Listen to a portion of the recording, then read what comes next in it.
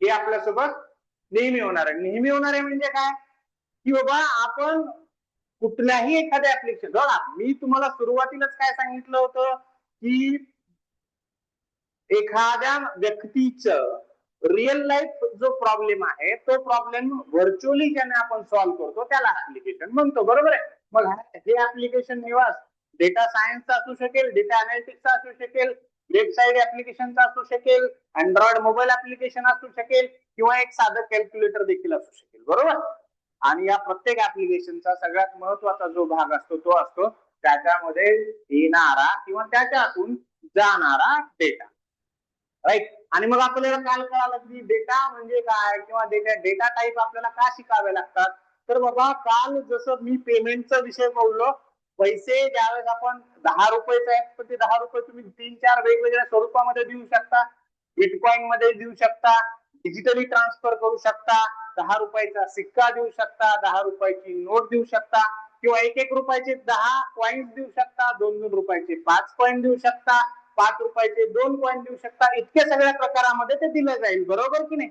मग तुम्हाला हे कोणत्या प्रकारचं आहे हे माहित असणं आवश्यक आहे, राईट. जसं काल मी सांगताना सांगितलं होतं तुम्हाला की डेट ऑफ बर्थ आहे, तर ती डेट ऑफ बर्थ आहे हे कशावरून ओळखणार, तर त्याच्यामध्ये डेट असेल, मंथ असेल आणि इयर असेल तर त्याला आपण डेट ऑफ बर्थ म्हणू शकतो.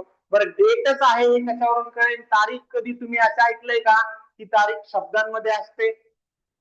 तारीख अशा कॉम्बिनेशन बघितली आहे का निवास कधी, ज्या कॉम्बिनेशनला तुम्ही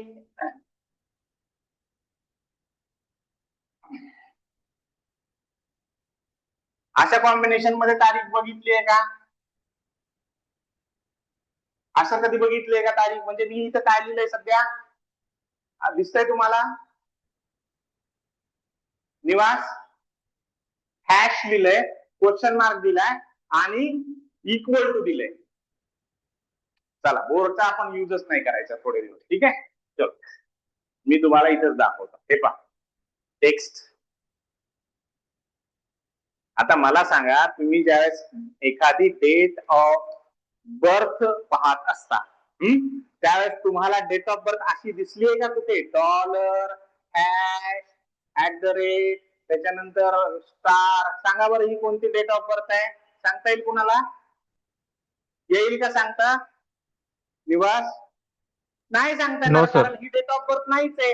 डेट ऑफ बर्थ मध्ये काय असायला पाहिजे, अरे नंबर्स असायला पाहिजेत ना, बरोबर आहे. जसं की आजची डेट आहे, काय डेट आहे, 18 तारीख आहे आजची, बरोबर. महिना कोणता आहे, जून महिना आहे आजचा. इयर कोणतं आहे, 2026 आहे. असं असेल तरच ते काय झालं, डेटा डेट झाली, बरोबर. हा अशा पद्धतीचा डेटा म्हणजेच डेट होईल ना. अशा वरच्या पद्धतीचा डेटा म्हणजे डेट होईल का, नाही. आणि मग हे जर असेल तर आपल्याला समजून घ्यावं लागेल की बाबा डेटा टाईप कोणते कोणते असू शकतात आणि ते कसे आपल्याला माहित होतील. जर बघा मी जसं सांगितलं होतं तुम्हाला, there are 13,000 plus programming languages, बरोबर. इतक्या सगळ्या प्रोग्रामिंग लँग्वेजेस आहेत. डेटा अनालिटिक्स किंवा डेटा सायन्स किंवा डेटा इंजिनिअरिंग सारख्या निवास 750 प्लस टेक्नॉलॉजीज आहेत. निवास 750 प्लस टेक्नॉलॉजीज आहेत. मग हे सगळ्यांमध्ये जो डेटा आहे, डेटा तर सगळ्यांमध्येच आहे ना, everything is having data. Programming मध्ये सुद्धा डेटा आहे, टेक्नॉलॉजीज मध्ये सुद्धा डेटा आहे. मग या सगळ्यांमध्ये डेटा ऍक्च्युली कसा काउंट केला जातो, आता आपल्याला कळालं की इनपुट हे कॅरेक्टरच्या माध्यमातून घेतलं जातं, कीबोर्डच्या माध्यमातून येतं, हे सगळ्यांना माहित झालं. आता बरं कीबोर्डच्या माध्यमातून आल्यानंतर कीबोर्ड थ्रू मशीनला समजायला काय लागणार आहे ते बी माहित झालं आपल्याला. त्याला लागणार आहे ASCII, बरोबर आहे, त्याला लागणार आहे ASCII. आणि अशी जर ASCII असेल तर मग ह्या डेटामध्ये आपल्याला किती टाईपचा डेटा आहे, कोणत्या कोणत्या डेटा टाईप्स असतात आणि ह्या डेटा टाईप्स कशा वापरायच्या हे माहित होणं आवश्यक आहे. येते लक्षात आपल्या, आपण जे करायला चाललोय आज त्याचं महत्व लक्षात देण्यासाठी मी तुम्हाला हे सगळं सांगतोय. मग जर आपण विचार केला की डेटा टाईप किती प्रकारचे आहेत तर आपल्याला कुठली तरी एखादी बेस प्रोग्रामिंग लँग्वेज पकडावी लागेल आणि त्याला धरून पुढे चालावी लागेल. सो मी तुम्हाला नेहमी सांगत असतो की एक बेस प्रोग्रामिंग लँग्वेज आपण जी पकडायची आहे ती सी प्रोग्रामिंग पकडायची आहे, बरोबर.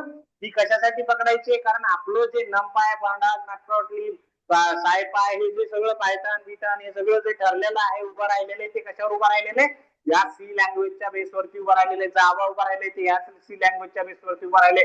उद्या आपण डेटा सायन्स करणार आहोत ते बी याच्यातच आहे. उद्या आपण अनालिटिक्स करणार आहोत ते बी याच्यातच आहे. म्हणजे आपल्याला एक अशी प्रोसेस समजावून घ्यावी लागेल ज्या प्रोसेस मध्ये सगळ्याचा सगळा डेटाच्या टाईप्स आपल्याला माहित होतील. बरोबर आहे. सो मग सी लँग्वेज मध्ये आपण डेटा टाइप्स किती आहेत हे जर माहित झालं तर कदाचित इतर टेक्नॉलॉजीज मध्ये आणि प्रोग्रामिंग लँग्वेज मध्ये ते कशा पद्धतीने यूज केलं जाईल हे बी आपल्याला कळायला लागेल. बरोबर आहे. आता इथे सी प्रोग्रामिंग मध्ये देर आर 3 काइंड ऑफ डेटा. 3 पद्धतीचा डेटा, 3 पद्धतीच्या डेटा टाइप्स आहेत. तर पहिली जी पद्धत आहे विधान तिला म्हणायचं बिल्ट इन डेटा टाइप्स. काय म्हणायचं? Built in data type. पहिली जी पद्धत आहे, पहिला जो टाइप आहे तो कोणता टाइप आहे? Built in data type. मी सगळं समजून सांगणार आहे, काळजी करण्याची काहीही गरज नाहीये. ठीक आहे. त्याच्यानंतर दुसरा जो डेटा टाइप आहे तो आहे डिराइव्ड डेटा टाइप. काय आहे? Derived data type. हा झाला दुसरा. आणि जो तिसरा टाइप आहे डेटाचा तो आहे युजर डिफाइंड डेटा टाइप. पहा किती सोपा आहे. There are 3 types of data in C programming. आणि जर सी प्रोग्रामिंग मध्ये 3 प्रकारच्या डेटा टाइप आहे तर इतर सगळ्याच प्रोग्रामिंग मध्ये, इतर सगळ्याच टेक्नॉलॉजी मध्ये देखील इतकेच आहेत. बरोबर? इतकेच आहेत. यायला लक्षात? अरे क्या हुआ? Yes sir. तुम्हाला दिसत नाहीये श्रीनिवास? दिसतंय सर. दिसतंय ना? हा तेच म्हणतो. चलो. सो त्या मानाने म्हणजे किती प्रकारचे डेटा टाइप्स आहेत? 3 प्रकारचे. Built in data type, derived data type आणि तिसरं जे आहे त्याला काय म्हणायचं आपण? User defined data type. आता मला एक सांगा, तुम्ही कधी मोबाईल खरेदी केलाय का? केलाय मोबाईल खरेदी? अशा रिसेंटली कधी केलाय तुम्ही वेदांत मोबाईल खरेदी?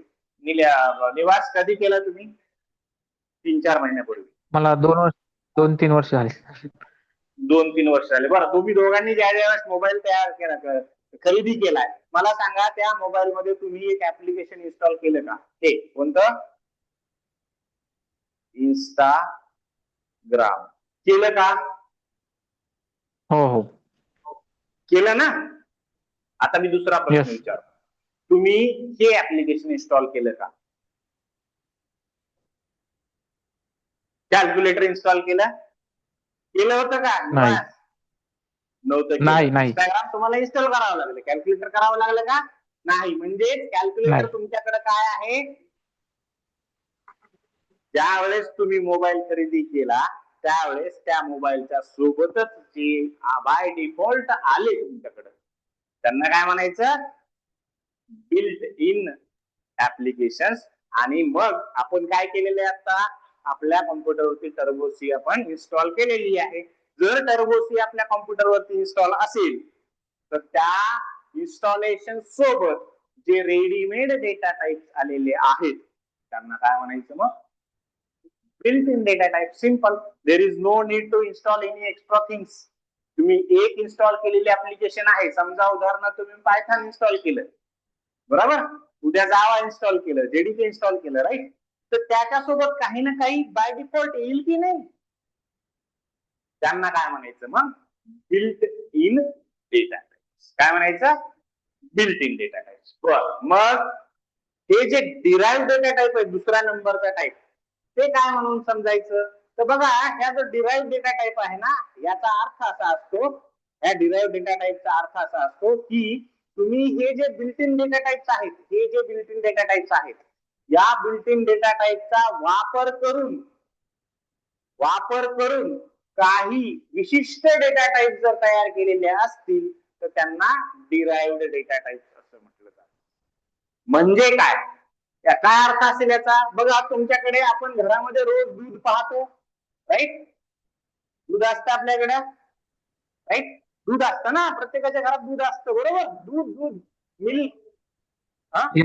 येस. घरामध्ये, जगांमध्ये नाही, सॉरी, घरामध्ये दूध असतं, राईट? तर हे जे दूध आहे याला जर आपण पकडलं की हे बिल्ट इन डेटा टाईप आहे. काय आहे? उदाहरण पकडलं की हे बिल्ट इन आहे, म्हणजे दूध हा एक ओरिजिनल प्रॉडक्ट आहे असं समजलं तर ह्या दुधापासून बनलेलं जे कर्ड म्हणजे दही असतं ना, त्या दह्याला म्हटलं जातं डिराइव्ड. काय म्हटलं जातं? डिराइव्ड. बघा काय होतं, ज्यावेळेस ते दूध आहे त्यावेळेस दुधाची चव वेगळी आहे, त्याची डेन्सिटी वेगळी आहे, बरोबर, त्याचं वजन वेगळं आहे, त्याचं वस्तुमान, त्याचा आकार वगैरे सगळ्या गोष्टी वेगळ्या आहेत की नाहीत वेगळ्या. आणि जसंच तुम्ही त्याच्यावरती काही प्रक्रिया करतात, काही प्रोसेस करतात, काय होतं, त्याची चव बदलते, त्याचं वस्तुमान बदलतं, त्याची डेन्सिटी बदलते, बरोबर. त्या सगळ्या गोष्टी बदलतात, त्याचा कलरही कधी कधी चेंज होतो की नाही, राईट. होतो. तर मग दुधापासून बनलेलं दही म्हणजे आपण डिराइव्ड डेटा टाइप्स आहेत अशा पद्धतीने समजून घेण्यासाठी समजून घेऊया थोड्या वेळासाठी, बरोबर. म्हणजे दूध हा जर ओरिजिनल प्रॉडक्ट आहे तर आपल्या सी लँग्वेज सोबत आलेले जे ओरिजिनल डेटा टाइप्स आहेत त्यांना आपण बिल्ट इन डेटा टाइप्स म्हणू, आणि आलेल्या ओरिजिनल डेटा टाइप्स वरती थोडीफार प्रोसेस करून जे बनवणार आहोत आपण डेटा टाइप त्यांना काय म्हणू? डिराइव्ड डेटा टाइप्स म्हणू. डिरायव्हेशन म्हणजे काय? प्रक्रिया करून तयार करणं. डेरिव्हेशन तुम्ही केलं असेल ना इंटिग्रेशन डेरिव्हेशन मॅथ्स मध्ये, राईट. तर डेरिव्हेशनचा अर्थ काय असतो? थोडीफार प्रोसेस करणे. एखाद्या पर्टिक्युलर गोष्टीवरती थोडीशी प्रोसेस केली की त्याच्यापासून जे आउटकम आपल्याला मिळेल त्याला आपण डिराइव्ड म्हणतो, बरोबर. आणि म्हणजे तिथे असलेल्या बिल्ट इन डेटा टाइप वरती थोडीशी प्रोसेस झाली तर त्याला आपण नक्की काय म्हणूया? डिराइव्ड डेटा टाइप, बरोबर. आता थर्ड प्रकार आहे, तिसरा प्रकार कोणता आहे? युजर डिफाइंड डेटा टाइप, बरोबर. आता जर आपण उदाहरणच दुधाचं घेत आहोत तर मला सांगा निवास, तुम्हाला आईस्क्रीम आवडते का? हो सर. बरं, लस्सी आवडत असेल, आईस्क्रीमचं जाऊ द्या, लस्सी तर आवडत असेल ना. लस्सी सोपं आहे. हो हो. तुम्हाला आवडत असेल वेदांत लस्सी? कुठल्या प्रकारची लस्सी आवडते तुम्हाला? Amul lassi flavour, mango. तुम्हाला कुठला आवडतो श्रीनिवास? Mango sir. तुम्हाला सुद्धा मँगोच आवडतो? मला पिस्ता आवडतो. हो.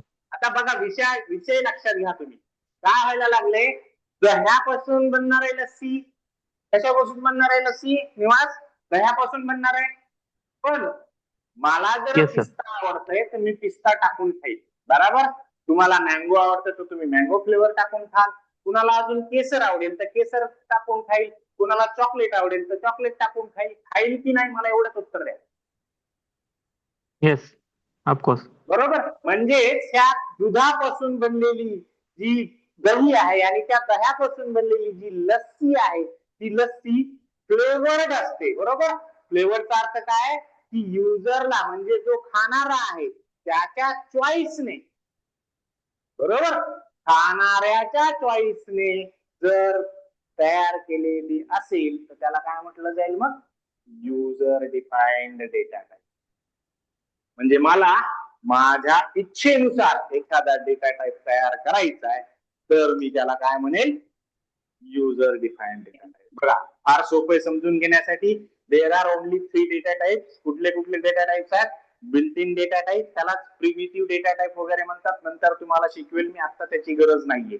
बिल्ट इन डेटा टाइप, दुसरा आहे डिराइव्ड डेटा टाइप, तिसरा आहे युजर डिफाइंड डेटा टाइप, बरोबर आहे. आणि याच्यावरती तुमचं सगळं सगळं आत्ताच असलेलं पूर्ण विश्व, डेटाचं पूर्ण विश्व अवलंबून आहे फक्त या 3 गोष्टींवरती. निवास, कुठल्या गोष्टी? या डेटा टाइप्स जर तुम्हाला समजल्या तर तुम्ही कितीही चांगल्या प्रकारचा डेटा मॅनेज करू शकता, त्याच्यावर प्रोसेस करू शकता आणि त्याला एफिशियंटली वापरू शकता. इथे लक्षात. आणि जो कोडर किंवा जो टेक्नॉलॉजिस्ट डेटाला एफिशियंटली वापरतो तोच पुढे जाणार आहे आजच्या काळामध्ये, राईट. आणि म्हणून म्हटलं जातं ना, this is the era of data. जितका डेटा मागच्या 4 वर्षात आलेला आहे जगामध्ये तितका पूर्वी भूतकाळामध्ये कधीही आलेला नव्हता, राईट. आणि म्हणून आपल्याला गरज पडते निवास हे शिकण्याची. कुठल्याही टेक्नॉलॉजी मध्ये जाण्याच्या अगोदर आपण जर हे शिकलो तर कदाचित उद्या भविष्यामध्ये नवीन टेक्नॉलॉजी ज्या येतील त्यांच्यासाठी आपण समर्थपणे उभा राहू की नाही, राईट. सो आज आपण काय शिकलो?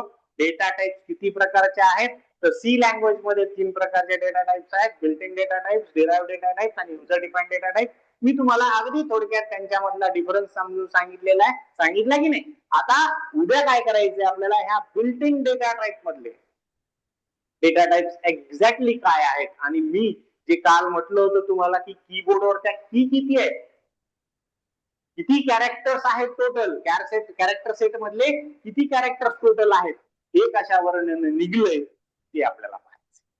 आलं लक्षात. सो थोडेसे कमीच घेतोय लेक्चर सप्ताहानी, काही हरकत नाही, हळूहळू आपण स्पीड वाढवूया. राईट श्रीनिवास, समजला आजचा गोष्ट? Yes sir. चलो व्हेरी गुड. चला उद्या भेटूयात परत याच वेळेस. राईट.